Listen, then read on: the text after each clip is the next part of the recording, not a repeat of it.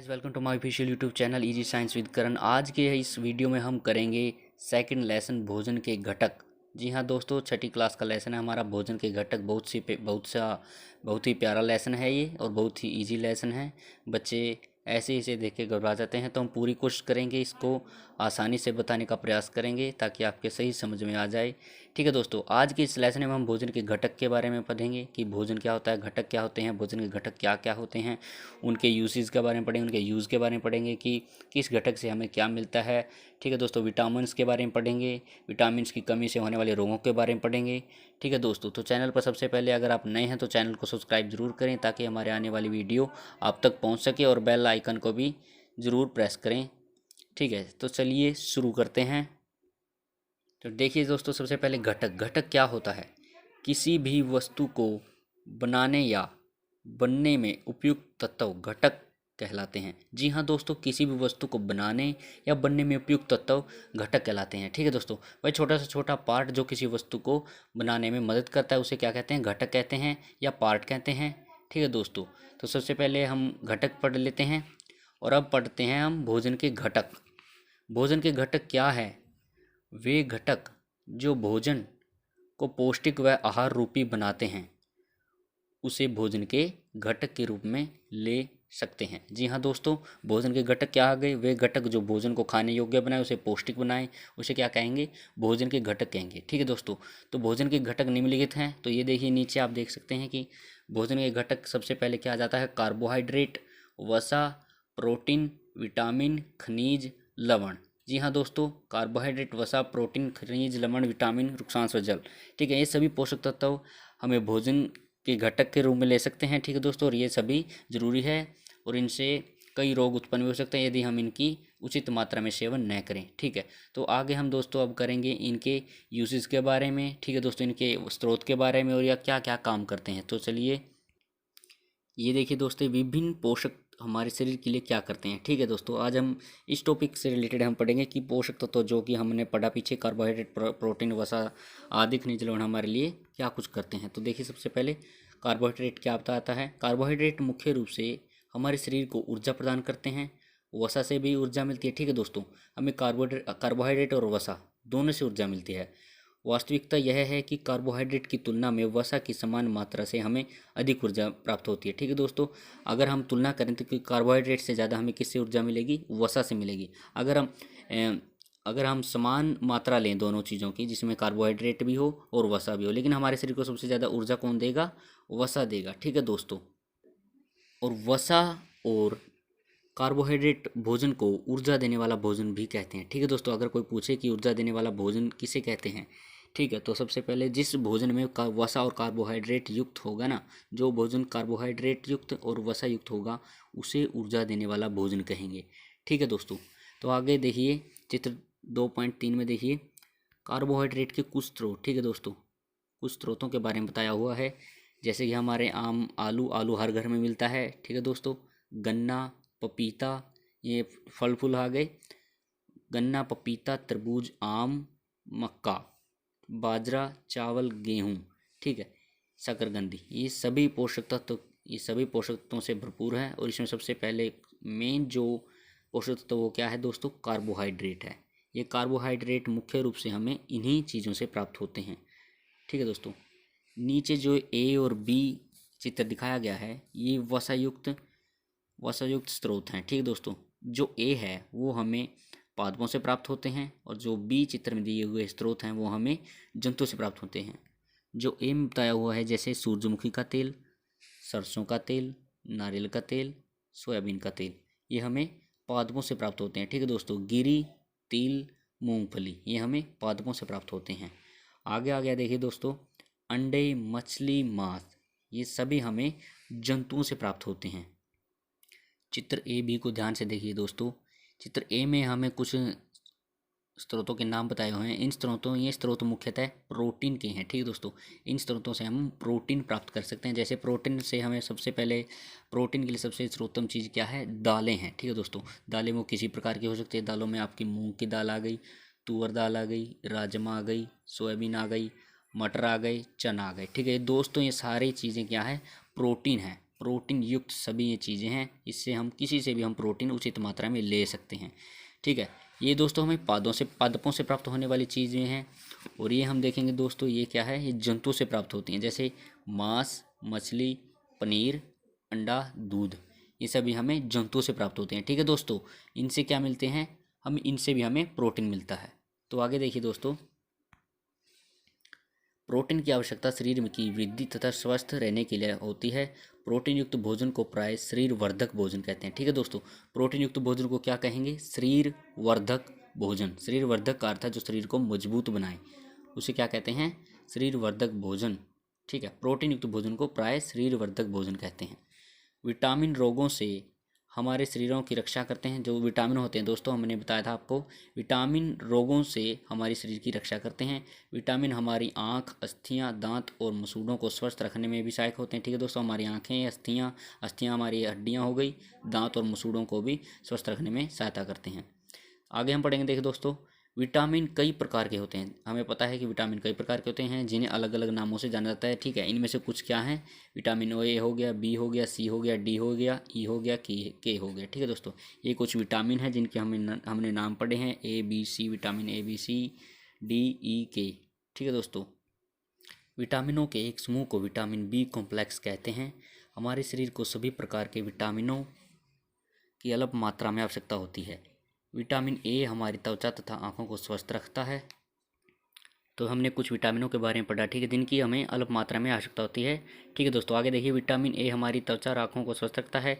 Vitamin C से बहुत से रोगों को लड़ने में हमारी मदद करता है। विटामिन डी हमारी अस्थियों और दांतों के लिए कैल्शियम का उपयोग के रूप में हमें शरीर की सहायता करता है। ठीक है दोस्तों, दांतों के लिए हमें सबसे पहले कौन से तत्व की आवश्यकता होती है, कैल्शियम की। ठीक है दोस्तों, अगर हमारे शरीर में कैल्शियम भरपूर मात्रा में होगा तो हमारी दांत और हड्डियां मजबूत होंगी दोस्तों। ठीक है, ये देखिए हमारे दोस्तों, हमारे शरीर में बहुत से और कुछ भी तत्व मौजूद होते हैं, जैसे कि आयोडीन। आयोडीन हमारे शरीर के लिए महत्वपूर्ण तत्व है। आयोडीन की स्रोत क्या है, पालक और अदरक। नीचे आ गया फोस्फोरस। फोस्फोरस भी हमारे शरीर का मुख्य स्रोत है। ठीक है, मुख्य तत्व है। उसके लिए क्या क्या स्रोत हैं, दूध, केला, ये कुछ दालें हैं, और ये हरी मिर्च। ठीक है दोस्तों, इससे हमें फोस्फोरस मिलता है। और नीचे देखिए दोस्तों, लोह क्या आता है, आयरन। आयरन भी हमारे एक शरीर का पार्ट है, रक्त, जिसे हम रक्त में पाया जाने वाला तत्व है। ठीक है, आयरन। ठीक है दोस्तों, इसके लिए भी ये भी कुछ तत्व हैं। ठीक है, कैल्शियम के लिए दूध, अंडा हो गया, ये सब कुछ तत्व हैं जो हमारे शरीर में पाए जाने वाले तत्वों को भरपूर रखते हैं। आगे हम देखते हैं दोस्तों, संतुलित आहार।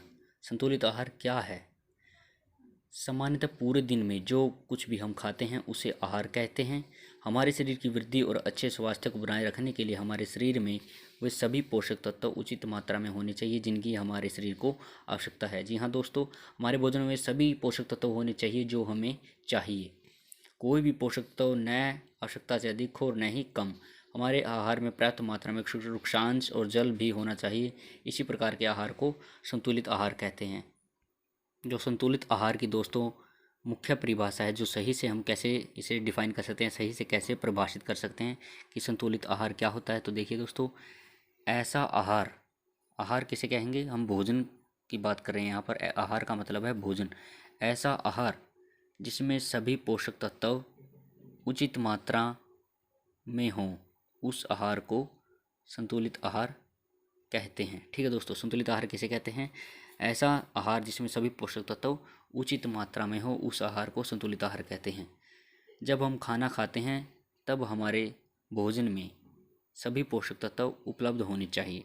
ठीक है दोस्तों, हमने कई तत्वों के बारे में पढ़ा, तत्वों के स्रोतों के बारे में पढ़ा। ठीक है दोस्तों, एक छोटी सी जानकारी शेयर करूंगा जिसे आपको महत्वपूर्ण तरीके से समझना चाहिए कि हमें पता है कि हम भोजन को प्राय पकाते हैं, कई सब्जियों को धोते हैं, लेकिन आपको पता नहीं कि बार बार सब्जियों को धोने व गर्म करने से तो क्या होगा, उनके जो पोषक तत्व होंगे वो नष्ट हो जाएंगे। ठीक है, कुछ पोषक तत्व नष्ट हो जाएंगे, सारे पोषक तत्व नष्ट नहीं होंगे, हालांकि कुछ पोषक तत्व नष्ट होंगे।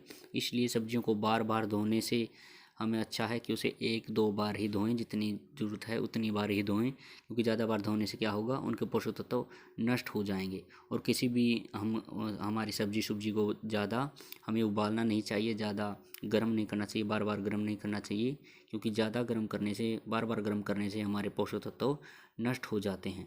ठीक है दोस्तों, आगे हम डिस्कस करेंगे कि ज़्यादा वसायुक्त खाना खाने से क्या होता है। ठीक है दोस्तों, एक छोटा सा देखिए आप। भूजों ने सोचा कि हर समय वसायुक्त खाना ही सर्वोत्तम भोजन है। एक कटोरी कार्बोहाइड्रेट युक्त भोजन की अपेक्षा एक कटोरी वसायुक्त भोजन अधिक ऊर्जा देगा। क्या ऐसा नहीं होता?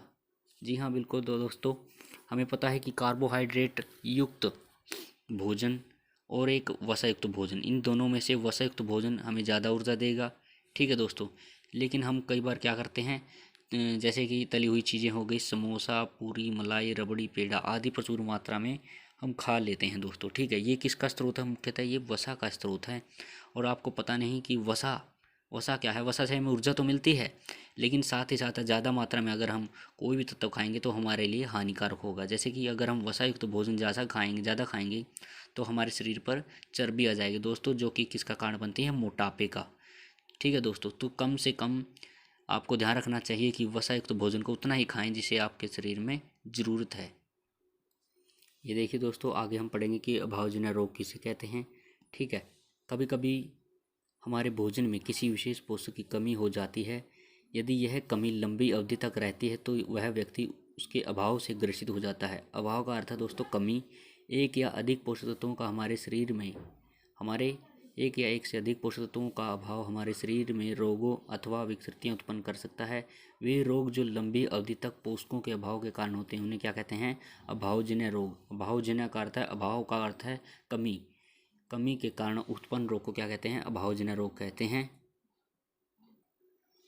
ये रही दोस्तों वो सारणी, ये रही वो मेन सूची जिसका हम सब्र कर रहे थे, जिसके लिए हम पढ़ रहे थे। सबसे मेन जो हमारा इस पाठ का महत्वपूर्ण अंग है वो क्या है? ये कुछ विटामिन्स हैं। विटामिन्स के प्रकार दिए हुए हैं, उनके अभाव से होने वाले, उनकी कमी से होने वाले रोगों के बारे में दर्शाया हुआ तथा उनसे होने वाले रोगों के लक्षण के बारे में दिखाया हुआ है। ठीक है, तो सबसे पहले हम पढ़ेंगे कि विटामिन ए। विटामिन ए, देखिए विटामिन ए क्या है? विटामिन ए भी एक विटामिन है जिसकी कमी से कौन सा रोग होता है? क्षीणता, दृष्टिहीनता। क्षीणता दृष्टिहीनता का अर्थ है हमें कम दिखना, थोड़ा दिखने में थोड़ी हमें दिक्कत महसूस होती है, थोड़ी मुश्किल पैदा होती है। ठीक है, ये देखिए उसका लक्षण दिया हुआ है। कमज़ोर दृष्टि, अंधेरे में कम दिखाई देना, कभी कभी पूरी तरह से दिखाई देना बंद हो जाना। ठीक है दोस्तों, ये किसका लक्षण है? विटामिन ए का लक्षण है। आगे देखिए विटामिन बी।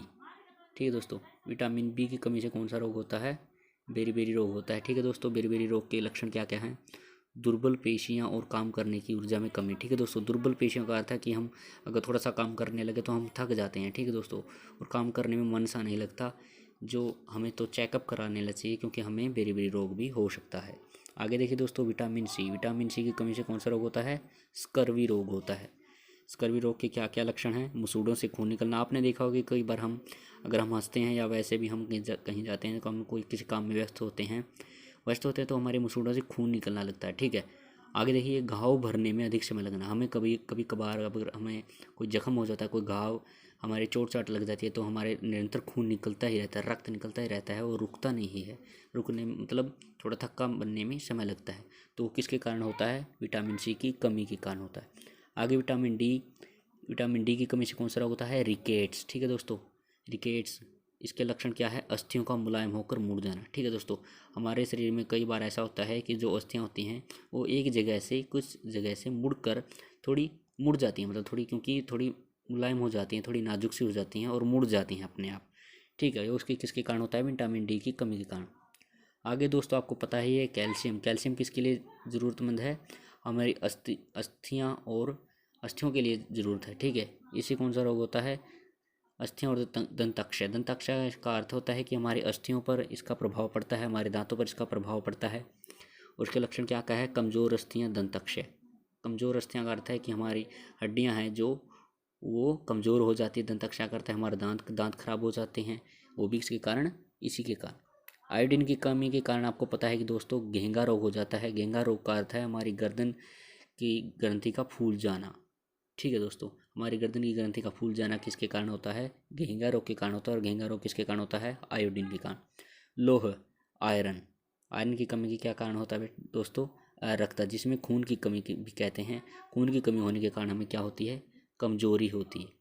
ठीक है दोस्तों, ये छोटी सी कुछ एक सारणी थी, एक सूची थी, जिसके द्वारा हमने पढ़ा कि कौन कौन से विटामिन के ज़रिए हमें कमी होती है और कौन सा रोग होता है। ठीक है, उसके लक्षण क्या क्या हैं। तो आज के लिए इतना ही दोस्तों, आगे हम इसके महत्वपूर्ण क्वेश्चनों को डिस्कस करेंगे। तो वीडियो पसंद आए तो वीडियो को लाइक और सब्सक्राइब ज़रूर करें। धन्यवाद।